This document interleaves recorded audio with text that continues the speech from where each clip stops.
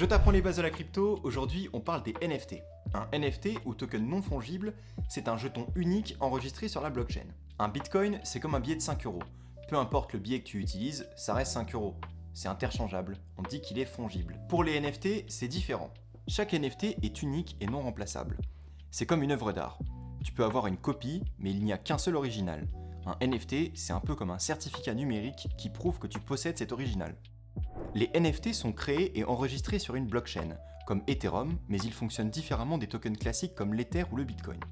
Chaque NFT est unique et contient des informations spécifiques qui prouvent qui l'a créé, qui le possède actuellement, mais aussi des métadonnées comme une description, un titre ou même un lien vers un fichier numérique associé, par exemple une image, une vidéo ou une musique. Grâce au smart contract, on peut aussi programmer des règles, comme des royalties pour reverser un pourcentage à l'artiste à chaque revente.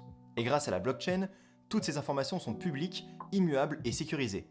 Personne ne peut les modifier ou les falsifier. Alors il y a plusieurs types de NFT. Les collectibles, des photos de singes à 200 000 balles là, c'est des collections numériques, les NFT d'une même collection ayant un thème commun mais avec des attributs et accessoires différents.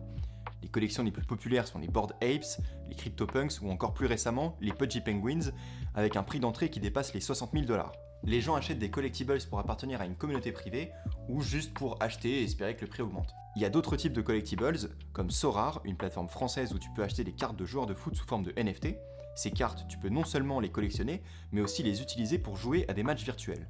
Et si une carte prend de la valeur, tu peux la revendre. Je vous rassure, les cartes valent pas 60 000 $. Mais les NFT, c'est pas que ça. Des projets comme Realio utilisent la technologie NFT pour représenter des parts de biens immobiliers physiques. Tu peux donc investir dans une fraction d'un appartement aux États-Unis tout en étant en calbar dans ta chambre dans le Périgord.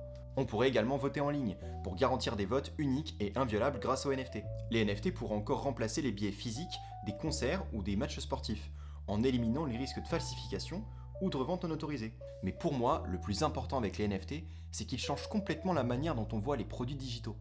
Jusqu'ici, quand tu achetais quelque chose en ligne, comme un jeu vidéo ou un skin, tu pouvais pas vraiment le revendre après usage.